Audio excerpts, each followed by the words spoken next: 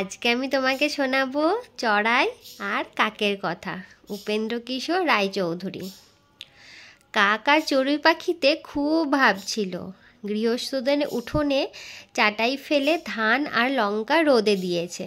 চড়াই দেখে কাককে বললে, বন্ধু, তুমি আগে লঙ্কা খেয়ে শেষ করতে পারবে, না আমি আগে ধান খেয়ে শেষ করতে পারবো? কাক বললে, আমি লঙ্কা আগে খাবো। চড়াই বললে, না, আমি ধান আগে খাবো। কাক বললে, যদি না খেতে পারো তবে কি হবে? চড়াই বললে, যদি না খেতে পারি তবে তুমি আমার বুক খুঁড়ে খাবে, আর যদি তুমি না খেতে পারো তবে কি হবে? কাক বললে, তুমি আমার বুক খুঁড়ে খাবে। এই বলে তো দুজনে ধান আর লঙ্কা খেতে লাগলো। চড়াই কুটকুট করে এক একটি ধান খায়, আর কাক খপ খপ করে একটি লঙ্কা খায়। দেখতে দেখতে কাক সব লঙ্কা খেয়ে শেষ করলে। চড়াইয়ের তখন ধানের শিকিও খাওয়া হয়নি।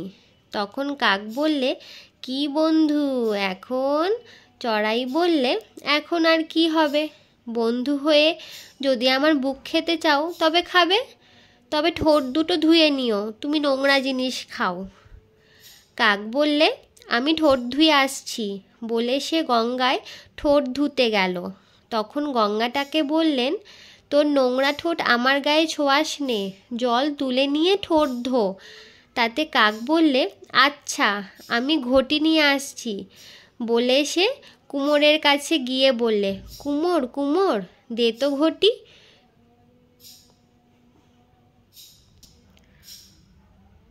দে তো ঘটি, তুলবো জল, ধোবো ঠোঁট, তবে খাবো চড়াইয়ের বুক। কুমোর বললে, ঘটি তো নেই, মাটি আন, গড়ে দি।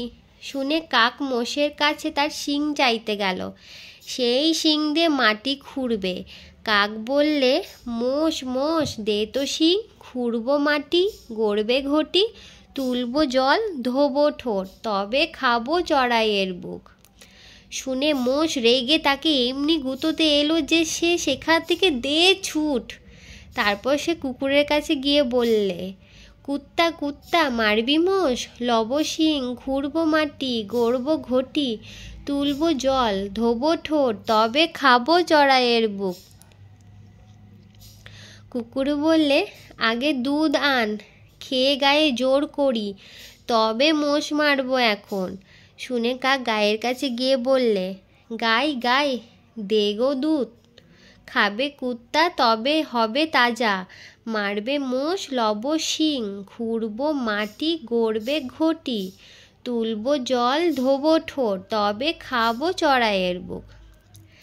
গাই বললে, ঘাস আন খাই, তারপরে দুধ দেব।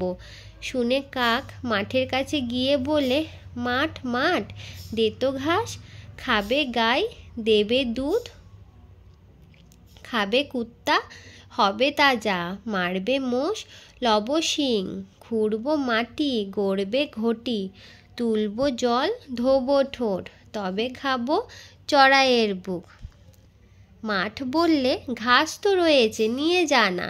তখন কাক কামারে বাড়ি গিয়ে বললে, কামার কামার, দে তো কাস্তে, কাটবো ঘাস, খাবে গাই, দেবে দুধ, খাবে কুত্তা, হবে তাজা, মারবে মোষ লব শিং, খুঁড়বো মাটি, গড়বে ঘটি, তুলবো জল, ধোবো ঠোঁট, তবে খাবো চড়াইয়ের বুক। কামার বললে, আগুন নেই, আগুন নিয়ে আয়, কাস্তে গড়ে দি।